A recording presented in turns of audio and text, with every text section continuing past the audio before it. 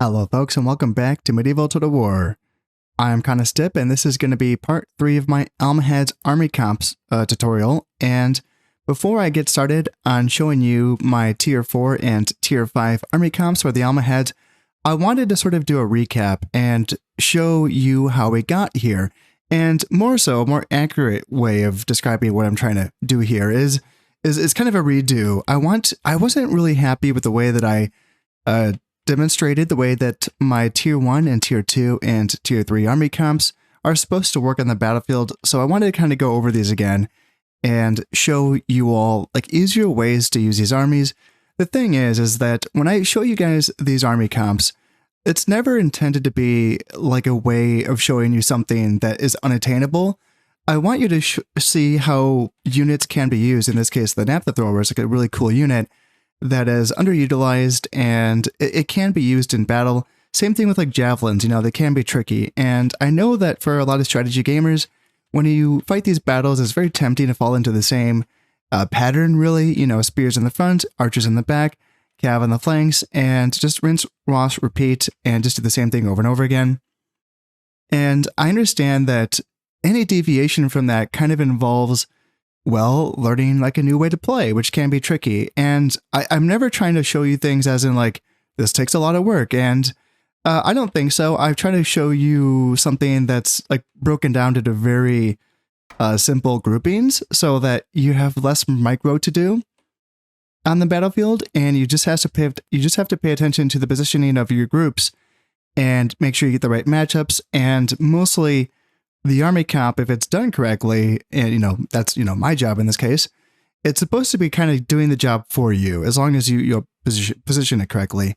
And I like playing my battles with these kind of broad groupings because it gives me more of a feel of a general and less like a video gamer, because it's more so about just putting the broad groups, you know, center, left flank, right flank, in certain positions, rather than saying, I'm going to might go this unit, I'm going to might go that unit. You know what I mean? Like it, I don't know, it just feels a bit more authentic in my eyes. Of course, that's just a, you know, subjective feeling. But anyway, so for this army, if I want to demonstrate, I was thinking like, is naphtha throwers in the center like this? Is this too exposed?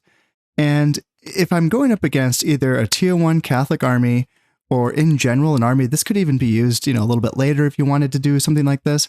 As long as the army that you're facing is infantry heavy and it doesn't have a lot of, you know, really diving heavy cav elements, such as this army that I'm facing, having a soft center is not the worst thing, because if they want to dive the center with their spears, their urban militia, their one general's unit, even if they had like 2 royal knights, I wouldn't be too concerned about this, because what are their cav going to do?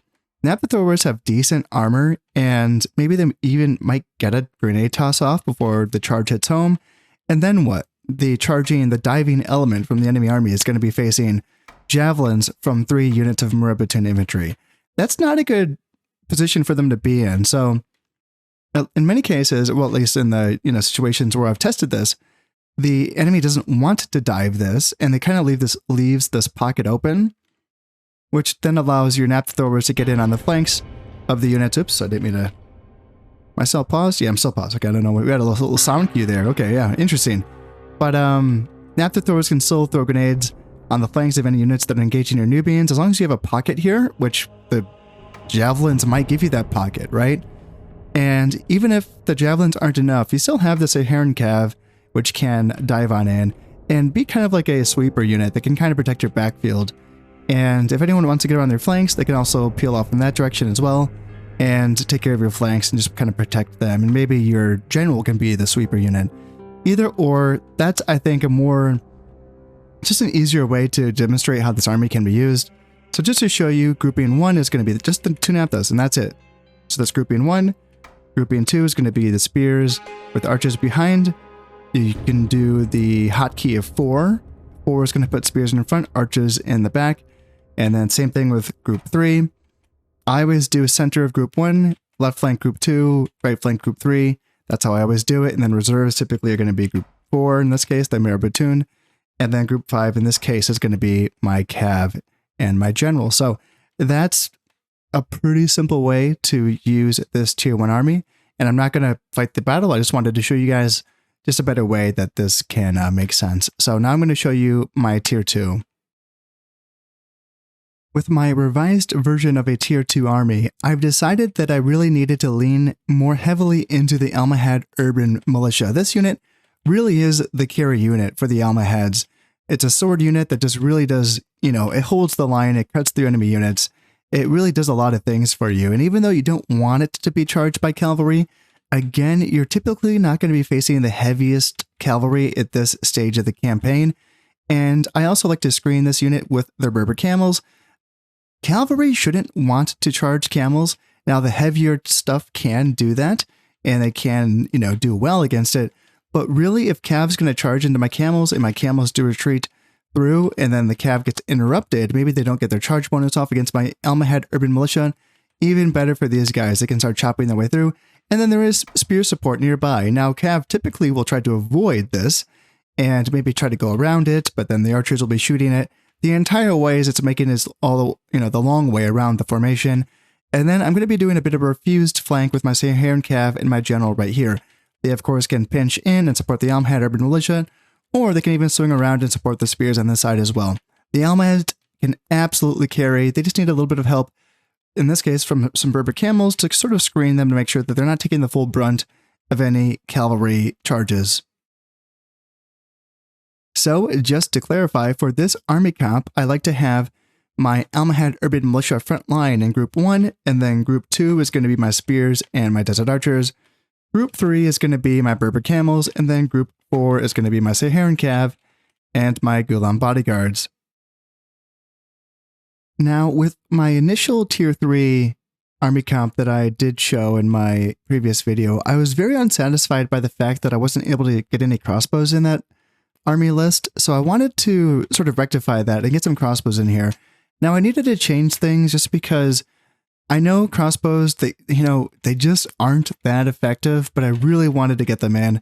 I get some Pavis crossbows. They have better defense and better missile block, of course, with their big old shields, but they are going to be very slow. So I wouldn't be using Pavis crossbows if I'm attacking, but as the defender, sure, why not? Now, here's the thing. Since this is a tier 3 army, I can, in campaign, use arbalesters. Not Pavis arbalesters, but basic, arbalesters are available at a tier 3, but they are not available in custom at the high period. So that's why we're kind of stuck with just the crossbows in this battle. So the idea here, I have access to Faris now. They are a tier 3 unit, but they are available for only the early and high period, which is kind of weird. Yeah, they're not available for the late period, even though they're a tier 3 unit. Yeah, kind of bizarre. So the idea here is that we have a holding arm and we have a punching arm, or a shield arm and a punching arm. You get the idea. And this is going to be my Ghulams backed up by militia sergeants. Now, these can also be Muwahid foot soldiers, which also works out well. If you're going up against a very heavy Cav army, having the Muwahids with their bonus versus cavalry and their high charge bonus can work out. Militia sergeants are a very good generalist unit, which, with their bonus versus armor, are going to be good against anything with armor, infantry or cavalry. Also, they have better armor themselves than the Muwahids, but they don't have a shield, where the Muwahids do have a shield, so they're, there's some give and take there, but the Muwahids might be better, for instance, like in a desert, but you can kind of pick and choose what you want to use. The militia sergeants, they're kind of cool, I think, just because they are, for the 3 Muslim factions, the Almohads are the only faction that gets access to the militia sergeants. It kind of shows that, the Almohads are more the melee faction of the Muslims. So yeah, I'm going to be using them here, but again, you can use the Muwahids if you prefer. And then, yeah, Faris in the middle. And the Faris are a really good hybrid unit, horse archers, but also they can fight in a melee. And then the idea here is to have a soft center that can be collapsed on by, a really strong right flank. Now, the Ghulam cavalry, as I've discussed before, they are not as strong as really, I was going to say the Catholic cavalry, but also the same thing with the Egyptian cavalry and the Turkish cavalry. they're like on the bottom end when it comes to heavy cav. But you back them up with some infantry, and they're going to be doing okay. Remember that Iberia does have the 4 iron deposits in Iberia, which is pretty crazy. Iron deposits aren't that common on the map, but Iberia has Castile, Leon, Navarre, and Aragon all have iron deposits. So you can eventually be giving, you know, up to +4 attack. Now at tier 3, that means you're going to be getting +2 attack, I think, or +1 attack total. I'm not quite sure, but you can be giving these guys some upgrades just to kind of make them hold up a bit longer. Obviously, armor helps as well. You can't give them Valor upgrades. That's going to be only available out east, I think in Lesser Armenia, so you're not going to have access to those. But, you know, Cav backed up by Militia Sergeants can pack a punch, and then, of course, we're down to the real, you know, these are the bad boys, or the Almohads. These guys are going to be getting the job done. The Almohads will be cutting through anything, and, you know, the enemy will try to dive the previous crossbows, but they can hold out for a little bit longer. Almohads can cut through anything, and Faris, they're a generalist unit. You know, they aren't just a horse archer unit. They really can, they can collapse in on whatever fight that this arm is fighting. They can help out of that, or they can help out with whatever fight that this group is fighting. And if the enemy wants to punch to the center, well, we can just hold basically with, like, you know, an Almohad Urban Militia on this side and a Militia Sergeant on this side can kind of pinch in, and then the whole, you know, army can basically collapse in on a center if they want to sort of try to punch through that. So that is an idea with how to use this tier 3 army. Just to go over this, I have my grouping 1 is going to be my left flank, which is a little bit weird, but I don't have a strong center, so that's why I'm doing that. And then, yeah, you can press the 5 key, which is going to put your skirmishers in front. And then group 2 is going to be Cav and Militia Sergeants. And if you press the 7 key, that puts Cav in front of the infantry. And then group 3, just a straight line of Faris. And then the general is going to be by himself. And that's going to be it for that tier 3 army.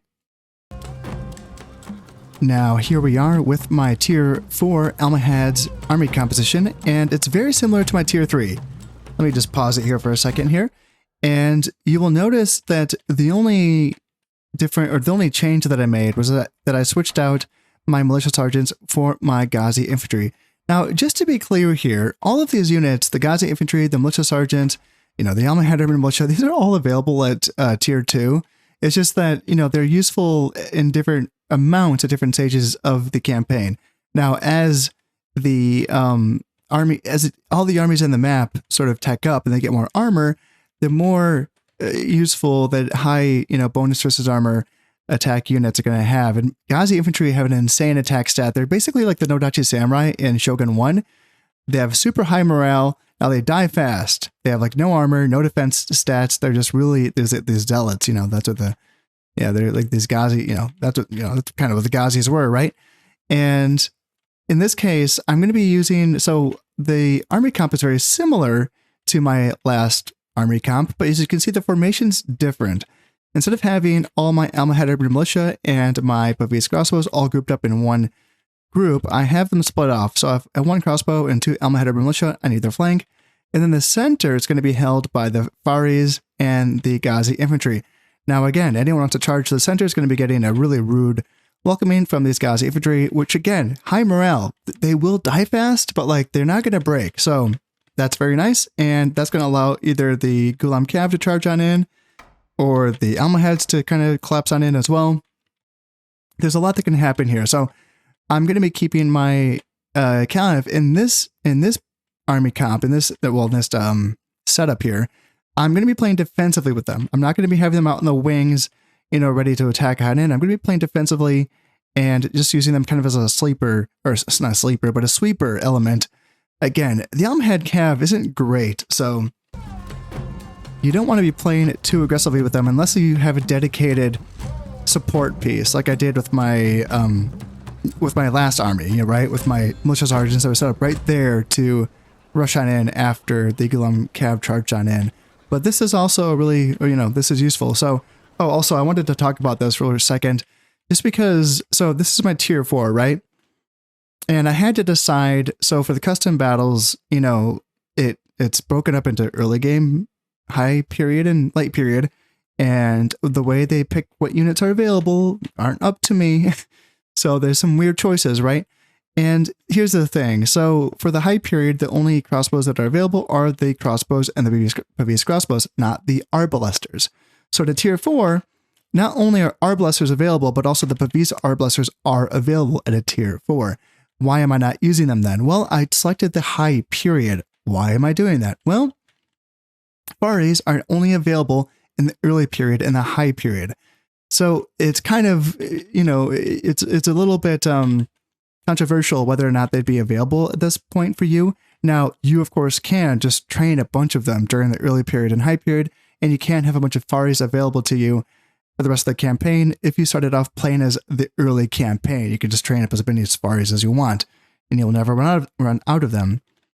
However, if you did run out of them or you just didn't train enough of them, what you can always do for this situation is you can use Berber camels, and they are going to be fine. They do the job in very similar ways. They're not as good in melee as a generalist unit, because faries can fight just as well against cav as they can against infantry, whereas Berber camels do specialize against cavalry, and they're also not as fast as the cavalry, but they can do the job in this army comp. They can. And but for this one, I chose to use the faries, and the trade-off was that I don't have all my arbalesters. I'm sticking with crossbows, which are not as good. So yeah, there you go.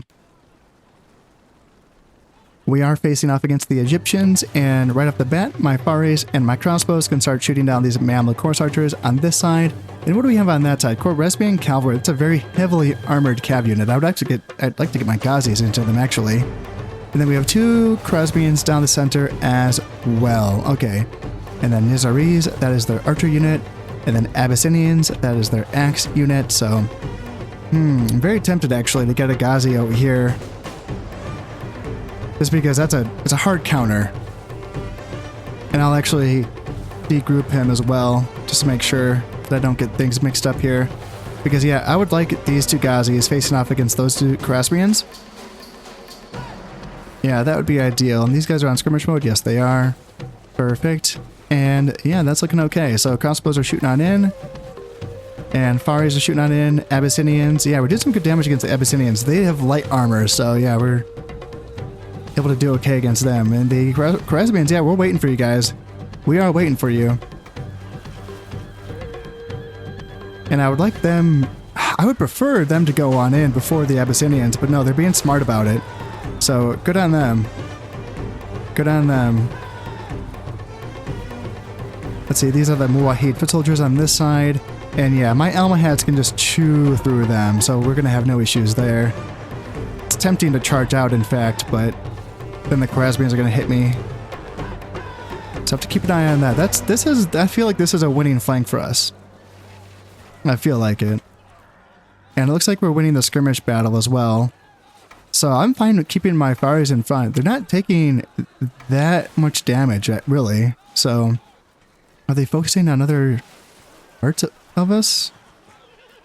Yeah, not really. Not really. I think we're doing okay here. And it's really weird that they're just happy to stand here and skirmish with me because, clearly I'm winning this skirmish battle. And in my practice battle, they did just charge right on in. That's what they did in my practice battle. They charged right on in. And it worked perfectly, my Ghazis killed all the Khwarezmians, and we just crushed them, So that's how that worked out. I don't know, I don't know what they're thinking right here. I mean, they have some skirmish elements. They have the 3 Mamluk horse archers and the 2 Nizaris. So, like, by the numbers, it's 5 versus 5 when it comes to skirmish, but my Pavis have the big old, well, they have the Pavis. So they're very resistant versus, arrow fire. So we're going to win that engagement. Yeah, and they should be charging right on in. I don't know what they think they're going to be doing here. The first Egyptian unit has broken. The Muwahids have just been taken down just to 2 guys. Oh my god. Yeah, this was not what this showcase was supposed to be, but, here we are. And, yeah, the Abyssinians are running away as well. You know what? I'll take a W. That's fine. I think you guys get the idea, and if they don't charge on in, that's going to be okay, I think. I think you guys understand how this is supposed to work. Is this going to be the charge finally? Oh my goodness. Okay, Khwarezmians coming on in. Coming in hot. Here we go.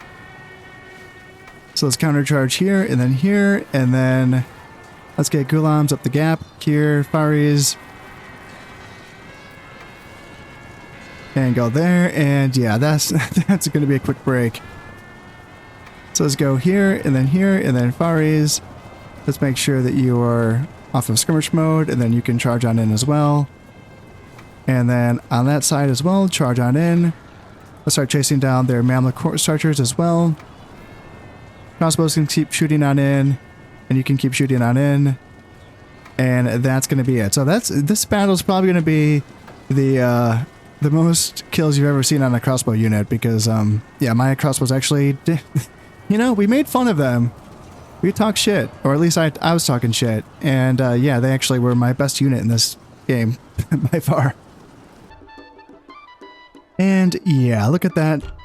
These crossbows, 131 kills, 107 kills, and right, that's only 2 PvZ crossbows. That's right.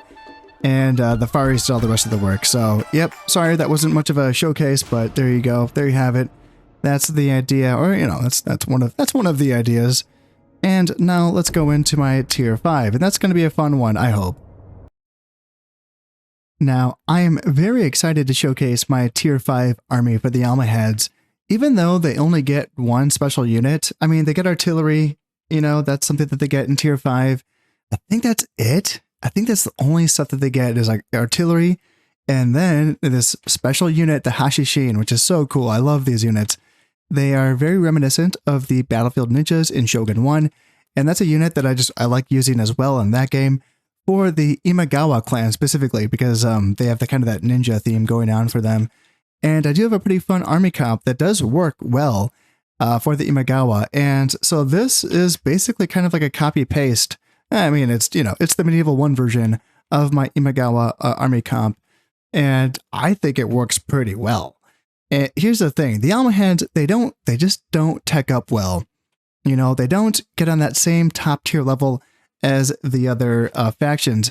So even though I'm tempted to kind of show you some fun stuff with like gunpowder and like arquebusiers and maybe organ guns, the thing is that the Almohads, when they get to this top tier, this tier 5, they have to play, like they have to come to win, you know. They can't be like messing around with all these like, you know, gimmicky units that, you know, might be, you can kind of get away with it when you're playing as a Catholic faction that has some really strong top tier stuff. Kind of like in a way when the Almohads, when I showed you my tier 1 army for the Almohads, and I use naphtha throwers, and they can kind of get away with it at that tier just because their other units kind of bully the other tier 1 units, right? It's kind of the same idea where if you want to have fun with some like gun units as a Catholic faction, there's a bit more leeway there. If you want to do like a pike and shot army, you can do that, just because if you bring chivalric knights as well, you can kind of just boss anything that you want. When the Almohads, though, you have to really come to win. But I think there's some real teeth here to the Hashishin. The thing is, for those of you who aren't aware of what the Battlefield Ninja is in Shogun 1, this is a unit that can hide when it's not moving, and it can hide anywhere. As you can see, this unit is concealed. You can tell because there's a little tree icon there, even though he's not in any trees. He's just hiding in plain sight. And it's kind of weird because as soon as he starts shooting, these guys have bows. So as soon as he starts shooting, he becomes visible. And there's only 12 men in a unit, so his shooting's nothing too crazy. He has the same bow stats as any other basic archer in the game. So just a 12-man archer unit is not effective, really, but he has good melee stats. And the fact that he's hiding, here's the thing. It's my understanding that concealed units, when they come out of concealment on an enemy's flank, then that causes a pretty significant morale debuff on that enemy unit. So the idea here is that if the enemy collapses down and my PvZ arbalesters, and these are very, you know, crossbows, you know, we saw what they can do unmolested. The PvZ are just no joke. Rain doesn't bother them as much, or if all, and they have good range, good firing. They fire slow, but it's the same rate as the crossbows, and yeah, good armor penetration. They're better in every single way than the crossbows. And then the Ghazi's backing them up, same as I had in the last battle. And then Gulams as a sweeper unit in the back with my general. And then, yeah, the Almohad militia just kind of guarding my Hashishin. So the enemy is going to want to collapse in on the middle. And if not, you know, that's fine too. Ghazi's can kick out and guard the flanks along with the Gulam Cav. Hashishin, they can get there. They don't have to, they can just charge on in and, you know, hit some flanks and maybe cause some morale penalties on the enemy. And even if that doesn't work, even if that's not like, you know, in game the way that I want it to be, which I think it is, but you know, if it doesn't work that way, if it doesn't cause that morality buff, they still do, you know, hurt people. You know, they definitely like can do okay with their melee effectiveness as well. And they also valor up quickly just because they have such a small unit count. It doesn't take a lot of kills for them to gain a lot of valor. So you can really get these guys up to speed pretty nicely. So yeah, I'm looking forward to using these guys in battle. So let's go ahead and press play. And I am going up against a Turkish army. And I'll be honest with you. So when I was making my Turkish opponent's army to fight up against, I was like, I have no idea what to do with the Turks, just because I've never seen a late game Turkish army before. I've never played the late period campaign, and they never survived the early period. So I've just never seen it. I've like, and I know they have a really unique roster. I really can't wait to play them. I can't wait to, you know, dig into their roster and see what they do, because they have a ton of these melee hybrid archer units, like more than is necessary. It's really awkward, really. I looked at their roster and they have, I think, 5 of them that are archer swordsman hybrids, and that's not including basic archers and desert archers. Like, that's another 2 archer units that they have that I'm not including, and I'm also not including their Hashishin. So as like a 16-man unit sword archer unit, they have 5 of them, which is like, man, that's a little bit over, that's kind of overdoing it, isn't it? So we'll see here. I know they have some horse archer units, the Ottoman Sapahi, which I believe is going to be their like hybrid archer melee unit, and then yeah, the Armenian heavy cav, which I gave them a point of valor because Armenia does give a valor bonus to those units. So can we start shooting at those guys? So yeah, they're doing a tip. I mean, when you have a horse archer build, this is what you do. You do some annoying ass shit like this. You just split cav in one direction and infantry in the other direction. So I'm thinking, gosh, what the hell do I want to do? What do I want to do? The infantry is so far away. I kind of want to do this. And yeah, let's do this, and then let's just kind of shield here. And then cav goes here, and then general goes here. Okay. Yeah, everyone's running. And yeah, the infantry is a long ways away, so if they're thinking about diving with their cav, I mean, we're going to be picking these guys off with my Pavis dudes. Are they going to keep trying to go around me? That's going to be really annoying. Because now the infantry is starting... this is really... Yeah, this is annoying. Damn. Alright, so... I don't even know if I'm going to be able to showcase this army the way that I wanted to, but whatever. Alright, so how do I... Do I just block with my gulams? Alright, so we basically wiped out one of those Ottoman Sepahi, but they still have... Yeah, the infantry is just not taking advantage of this. Alright, let's get the gulams in front just because it looks like they're doing stuff now. Alright, what are they doing? So those are going to be 3 Armenians. Yeah, those are going to dunk all over my gulams, I'm afraid. That's what I'm afraid of. Let's get some Ghazis over here to help out. And... don't worry, I got my Hashishin.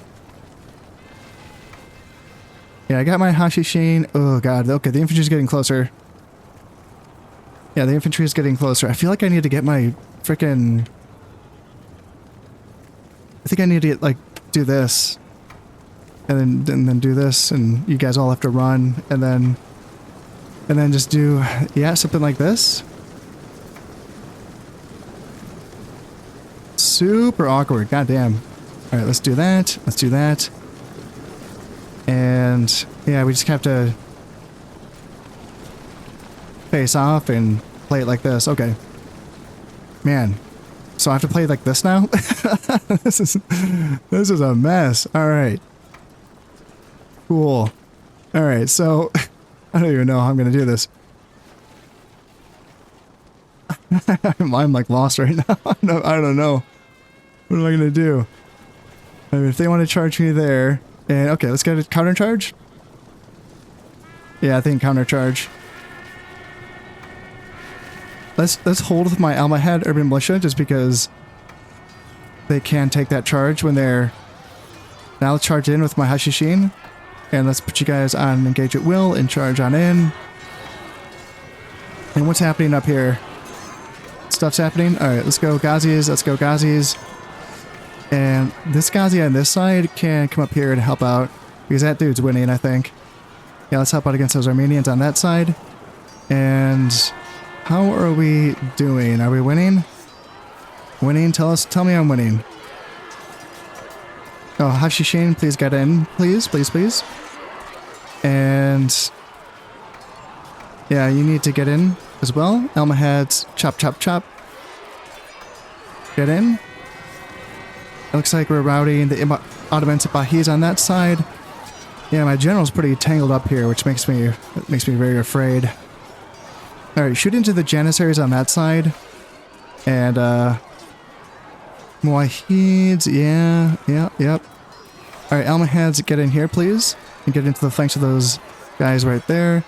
Those Ottoman Sipahis are losing to my Gulams, and it looks like we're winning this fight, but like it's not easy. Looks like we broke them. There we go. Good. All right, so now this group can come up here quickly to support here. Yeah, because those Ottomans are just chewing through us. Let's go here and collapse on these guys, please. Go here and then go here. And then, yeah, you guys shoot the general, please.